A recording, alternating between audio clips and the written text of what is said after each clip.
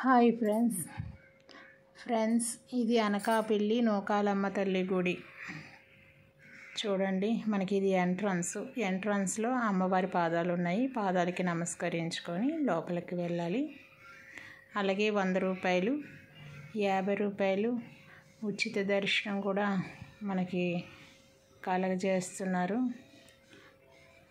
కొత్త అమావాస్య నాడు విపరీతమైన జనం రద్దీతో ఉంటుంది, కానీ ఇప్పుడు ఖాళీగానే ఉంది. మన వీడియో తీసుకోవడానికి కూడా చాలా ఈజీగా ఉంది.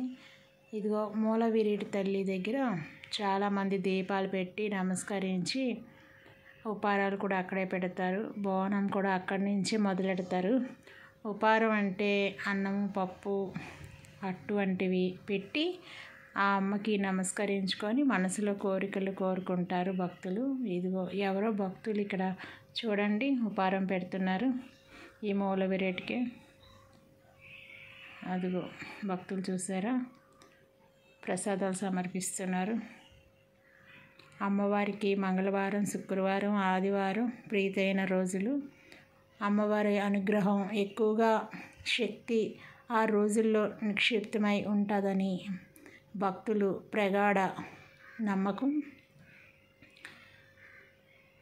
అలాగే ఇప్పుడు అనకాపల్లి నూకాలమ్మ తల్లి గుడి పెద్దగా చేస్తున్నారు. ఎక్కడికక్కడే కడుతున్నారు అన్నీని.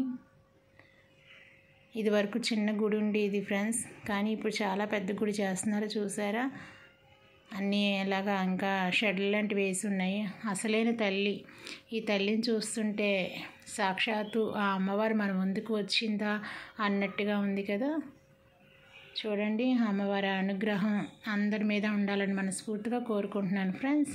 ఈ వీడియో మీకు నచ్చినట్టయితే ఒక లైక్ ఇచ్చుకోండి.